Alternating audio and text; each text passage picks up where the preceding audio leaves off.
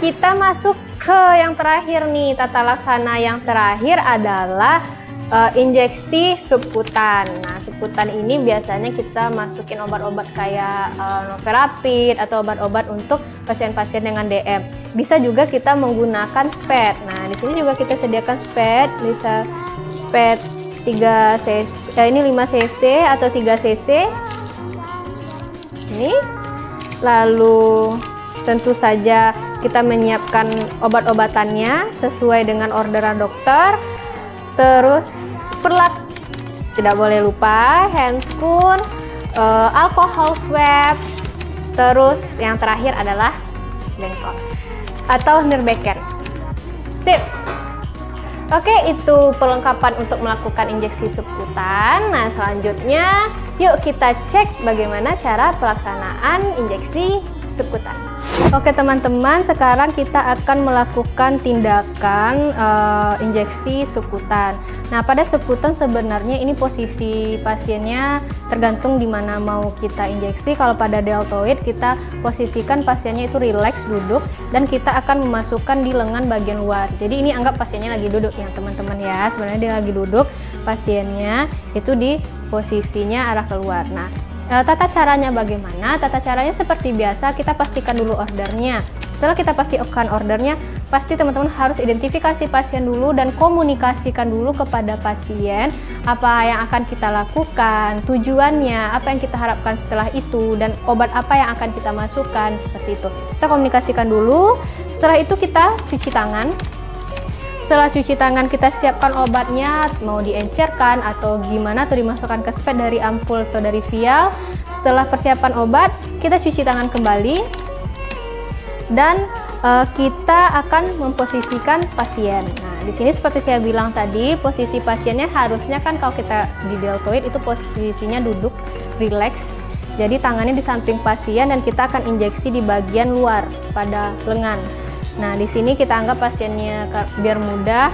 Jadi kita anggap pasiennya ini sebenarnya duduk. Nah, kita akan suntikan di area deltoid di sini. Kita pasang handscoon. Handscoonnya sudah terpasang. Nah, setelah kita pasang handscoonnya, kita komunikasikan pada pasien kita akan segera melakukan tindakan penyuntikan subkutan pada lengan pasien dan bilang aja sedikit nyeri. Nah, nanti setelah itu kita desinfeksi daerah penyuntikannya memakai alcohol swab seperti biasa kita lakukan dengan melingkar dengan diameter 5 cm berlawanan dengan arah jarum jam. Setelah kita desinfeksi, kita akan melakukan injeksi. Di sini memang SPED-nya ada SPED 3 cc tapi jarumnya kita ganti ya teman-teman ya, jarum khusus untuk kita melakukan SC, bukan pada jarum SPED 3 cc itu, karena SPED 3 cc jarumnya panjang. Oke, tekniknya mirip-mirip IM, cuma sudutnya 45 derajat. Nanti kita masukkan ke subkutan pasien. Kita komunikasikan dulu, kita cubit, seperti biasa kita cubit untuk mengumpulkannya. Kita masukkan dengan sudut 45 derajat. Oke, setelah masuk, kita aspirasi. Nah, pada pasien nanti kita tengok pada saat aspirasi apakah ada darah atau tidak. Jika tidak ada darah berarti lokasinya sudah tepat. Lalu kita suntikan secara perlahan obat sampai obatnya habis. Nah, setelah obatnya habis kita cabut secara perlahan jarumnya. Kita cabut secara perlahan, kita buang ke safety box. Nah, kita tekan di arah penusukan itu, kita pijat secara lembut, jangan pijat keras-keras, apalagi insulin atau heparin itu jangan dipijat. Nah, setelah itu injeksi subkutannya sudah selesai. Kita tengok respon pasien, lalu kita buka handscoon. Kita buka handscoon kita bereskan peralatan. Jangan lupa cuci tangan dan dokumentasikan tindakan yang kita laksanakan. Apa saja yang kita butuhkan untuk injeksi intramuskular? Yang pertama tentu saja kita butuh itu yang namanya SPED atau SPUID. Nah, SPED. Nah, di sini ada 3 macam. Ada yang 10 cc, ada yang 5 cc, ada yang 3 cc. Nanti ini tergantung kebutuhan dari atau order dari dokter, kebutuhan kita untuk memasukkan obat. Nah, terus juga ada obatnya, ini berupa vial. Lalu pengencernya, tergantung juga dengan order dokternya nanti ya rekan-rekan. Terus kita punya ini kapas alkohol atau alkohol swab untuk desinfeksi. Terus ada perlat, ini untuk supaya kita rapi ya kerjanya, nggak belepotan di tempat tidur pasien. Terus kita juga ada handscoon, ini untuk perlindungan kita dan pasien. Lalu terakhir ada nirbeken. Nirbeken biasa kalau setiap ada tindakan kita pasti bawa nirbeken. Oke, ini yang untuk intramuskular. Langsung aja kita cek cara untuk melakukan injeksi intramuskular. Oke, kita langsung masuk bagaimana cara melakukan injeksi intramuskular ya teman-teman. Nah, sebelum kita melakukan injeksi, terlebih dahulu kita pastikan dulu order dokter. Obatnya apa yang diberikan, berapa, dan kapan yang akan diberikan. Juga, setelah kita pastikan semua order dokter, kita pastikan benar dalam pemberian obat dan kita konfirmasi juga pada pasien. Kita jelaskan kepada pasien apa tujuan dari tindakan kita, apa yang kita inginkan dari tindakan kita, lalu di mana posisi yang akan disuntik dan apa obat yang akan diberikan. Setelah kita komunikasikan semuanya, kita cuci tangan. Oke, nah kita anggap kita udah cuci tangan. Biasanya kalau cuci tangan itu tangannya udah ke atas kayak gini ya teman-teman ya. Kita cuci tangan dulu. Setelah cuci tangan, setelah cuci tangan kita siapkan obatnya. Di sini udah ada obatnya. Encerkan dulu obatnya. Ini bisa menggunakan spet 10 cc. Kita encerkan. Nah, seperti ini. Nanti kita encerkan obatnya sesuai dengan order berapa pengencerannya. Nah, catatannya teman-teman, jika seandainya pada saat menghapus obat atau pada saat kita mengencerkan obat itu atau mengambil obat juga, kalau seandainya cairan obat itu menetes ke jarumnya kita ganti sama yang baru. Nah, anggap sekarang ini obatnya sudah selesai kita encerkan, kita ambil obatnya. Nah, ini di sini kita udah masukin obat di dalam sini teman-teman. Kita sudah masukkan obatnya. Jadi setelah itu kita cuci tangan lagi, lalu kita akan posisikan pasien. Nah, di sini karena cuma ada tangannya aja ya, karena kita pakai Phantom, anggap sudah diposisikan. Nah, kita ambil di deltoid. Nah, kita posisikan, tengok di mana akan kita ambil, kita tengok massa ototnya, apakah mencukupi untuk melakukan injeksi di sini. Lalu setelah itu kita pasang handscoon. Handscoonnya sudah terpasang. Lalu kita akan menginjeksikan. Sebelum itu kita desinfeksi dulu area yang direncanakan untuk penusukan. Nah, kita desinfeksi, kita akan ambil di sini dengan diameter 5 cm seperti biasa. Lalu kita ambil obatnya, kita buka penutupnya, kita cubit ya. Di sini kita cubit atau bisa juga kita regangkan sesuai dengan kebutuhan. Di sini kita cubit saja, kita cubit areanya, lalu kita masukkan atau tusukkan spet yang berisi obat dengan sudut itu 90 derajat dengan cara memegang seperti megang pena seperti ini teman-teman. Kita tusuk, cet dengan cepat. Nah, lalu setelah ditusuk dengan tangan yang tidak dominan, kita akan aspirasi. Kita tengok di sini apakah ada darah yang masuk. Nah, kalau tidak ada darah yang masuk, pelan-pelan kita suntikkan obatnya. Kita suntikkan obatnya pelan-pelan sampai cairannya habis. Setelah habis, kita cabut perlahan dengan menahan di bekas penusukan. Kita cabut perlahan seperti ini ya, rekan-rekan. Nah, selesai, kita buang spetnya ke safety box. Kita buang spetnya ke safety box. Nah, setelah kita buang ke safety box, kita tengok respon pasien. Kita bereskan semua alat-alat kita lepas handscoon, kita bereskan alat-alat, lalu kita cuci tangan. Setelah cuci tangan, nanti kita dokumentasi. Kita masuk ke tata cara yang ketiga ya teman-teman. Tata cara yang ketiga itu adalah injeksi intravena atau IV. Nah, pada injeksi intravena ada yang sedikit berbeda dari perlengkapan yang tadi, yaitu kita butuh yang namanya tourniquet. Nah, ini yang digunakan nanti untuk membendung venanya agar bisa terlihat dengan mudah waktu kita melakukan penusukan. Terus seperti tadi kita butuh spet. Nah, kita butuh spet atau fluid. Ini ada beberapa macam. Sebenarnya ada 3 cc, ada 10 cc, ada 5 cc. Lalu obat-obatan yang akan dimasukkan itu bisa berbentuk vial ini untuk vial atau berbentuk di sini ada berbentuk ampul di sini ya, berbentuk ampul. Aquades juga butuh kalau perlu untuk pengenceran. Seperti biasa kita butuh perlak karena pada IV tentu saja nanti bisa jadi ada darah yang berceceran ya. Jadi kita butuh ini perlak, handscoon. Kita butuh handscoon seperti biasa. Lalu kita juga butuh alkohol swab untuk desinfektan. Dan jangan lupa tempat sampah kita, nirbeken. Oke, langsung saja kita masuk bagaimana cara atau tata laksana untuk melakukan injeksi intravena. Baiklah teman-teman, sekarang kita akan masuk ke bagaimana cara melakukan injeksi intravena atau IV. Sebelum itu, kita harus pastikan dulu order dokternya. Kita pastikan order dokternya dulu, lalu kita identifikasi pasien dulu, dan kita komunikasikan ke pasien bahwa kita akan melakukan tindakan intravena, apa tujuan yang akan tindakan kita, dan apa yang kita harapkan dari tindakan tersebut, lalu di mana lokasi yang akan kita laksanakan tindakan. Nah, seperti yang kita tahu, IV ini adalah untuk memasukkan obat yang dimasukkan melalui vena atau bisa juga untuk pengambilan darah. Nah, setelah semua persiapan itu, kita cuci tangan dulu, lalu kita bawa obat ke pasien, kita persiapkan obat, lalu kita cuci tangan kembali, lalu kita pasang perlak untuk mengalas tangan pasien biar nggak berlepotan. Lalu kita pastikan di mana daerah yang akan kita lakukan injeksi. Setelah kita pastikan daerahnya, kita pasang tourniquet.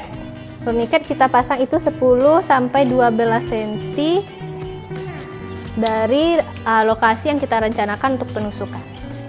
Setelah dipasang, kita pasang handscoon untuk perlindungan diri kita, juga perlindungan diri pasien. Nah, setelah handscoon kita pasang, kita akan melakukan penusukan pada vena pasien. Nah, di sini sebelumnya kita disinfeksi dulu, dan jangan lupa komunikasikan pada pasien sebelumnya rekan-rekan ya, agar pasiennya nggak kaget, karena kita tahu pada injeksi itu pasti akan sakit. Seperti biasa, disinfeksi kita lakukan secara melingkar dengan diameter 5 cm. Oke, setelah disinfeksi, kita masukkan obatnya. Nah, sebelumnya kita pastikan dulu venanya, seperti pemasangan infus ya. Kita pastikan vena yang akan kita tusuk. Nah, untuk sudut penusukan pada intravena itu adalah 20-30 derajat sejajar dengan vena yang akan ditusuk. Nah, ayo kita lakukan penusukan seperti ini. Oke. Nah, di sini karena phantom tidak jelas apakah sudah masuk atau belum. Kalau pada pasien kita lakukan aspirasi seperti ini, kalau seandainya ada darah yang masuk, berarti penusukan kita sudah tepat masuk ke dalam vena. Kalau sudah ada darah, penusukan sudah tepat, kita buka tourniquetnya, lalu kita injeksikan secara perlahan obat yang akan kita masukkan. Nah, setelah obatnya masuk, kita cabut dengan memakai kapas alkohol atau alkohol swab. Kita tutup daerah pencabutan, kita cabut secara perlahan, buang spatnya ke safety box, lalu kita sambil menekan lukanya, kita pasang plester agar darahnya tidak kemana-mana. Oke, injeksi intravena kita sudah selesai kita lakukan. Selanjutnya kita bereskan, kita buka handscoon, kita bereskan alat-alat kita.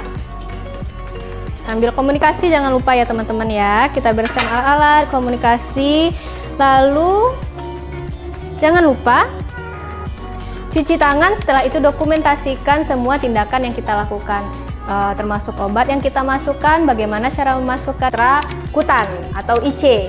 Nah, di sini peralatannya nggak jauh beda. Kita seperti tadi pasti tentu saja kita butuh yang namanya spad 1 cc. Karena IC kita cuma butuh sedikit, cuma untuk tes saja. IC ini nanti bisa kita gunakan atau bertujuan untuk tes alergi atau bisa juga tes tuberkulan.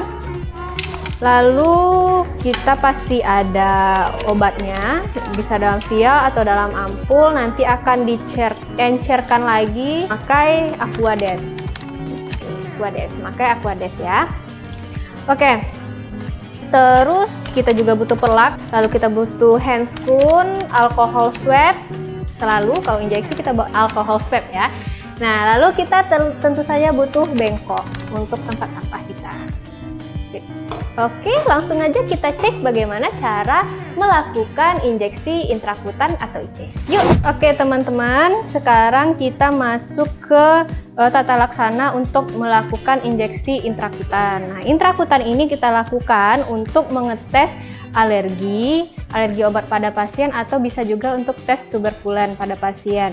Nah, seperti biasa, sebelum kita melakukan tindakan, kita cek order dokter dulu, kita komunikasikan kepada pasien dulu, kita jelaskan tujuan tindakan kita, apa hasil yang diharapkan, di mana akan kita tusuk, dan apa aja yang akan kita gunakan kepada pasien. Setelah pasien setuju, kita ambil alat, kita cuci tangan dulu, kita ambil alat bawa dekat pasien, lalu kita identifikasi lagi pasien, lalu kita akan memilih lokasi penusukan. Nah, kita pilih lokasi penusukannya, kita pilih di area sini yang sedikit pembuluh darahnya ya, area sini. Karena injeksi intrakutan itu kita cuman memasukkan ke dermisnya saja, tidak terkena kapilernya.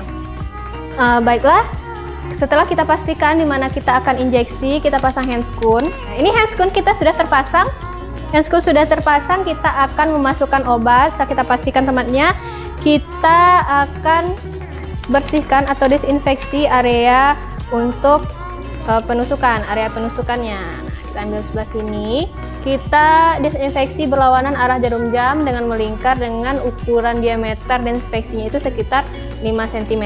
Nah, setelah itu kita ambil obat yang telah kita sediakan. Kita cuman dari 10 cc ini kita cuman ambil 0,1 saja untuk tes, kita cuman perlu sedikit. Kita akan memasukkan atau melakukan tindakan IC. Nah, kita komunikasikan dulu ke pasiennya ya, karena IC ini biasanya akan perih. Kita bilang ini akan sedikit perih Bu. Nah, sesuai dengan bahasa teman masing-masing. Di sini sudutnya yang kita gunakan adalah 15 derajat. Nah, kita pilih daerah yang tidak ada perifernya, kita menghadap pasien. Oke, cuman sampai dermis saja teman-teman. Seperti ini. Nah, setelah itu kita masukkan obatnya. Nah, ini akan sedikit perih, jadi komunikasikan pada pasiennya. Nah, ini karena pada phantom dia tidak nampak efeknya. Kalau pada pasien nanti akan ada gelembung kecil seperti bula di situ. Nah, itu tandanya bahwa kita sudah berhasil melakukan IC. Kalau sudah, kita tarik pelan-pelan, jangan ditekan pada daerah bulanya ya teman-teman ya. Kita cabut pelan-pelan. Nah, setelah itu kita buang spade kita beserta jarumnya ke safety box. Oke, setelah kita buang ke safety box, setelah tindakan kita selesai, kita buka sarung tangan. Buka sarung tangan. Kita bereskan semua peralatan kita sambil terus berkomunikasi dengan pasien ya teman-teman. Kita bereskan peralatan. Jangan lupa cuci tangan, dan setelah cuci tangan jangan lupa untuk mendokumentasikan setiap tindakan yang kita lakukan. Dan jangan lupa juga setelah itu kita harus menandakan, kita bikin lingkaran di area penusukan. Nah, kita bikin lingkaran dan nanti kita bikin di situ jam berapa kita masukkan obatnya. Nanti setelah rentang waktu yang ditentukan, kita cek lagi apakah ada pembengkakan, merah atau gatal-gatal pada kulit pasien. Jika tidak ada, berarti tidak ada alergi. Jika ada, kita lapor lagi ke DPJP.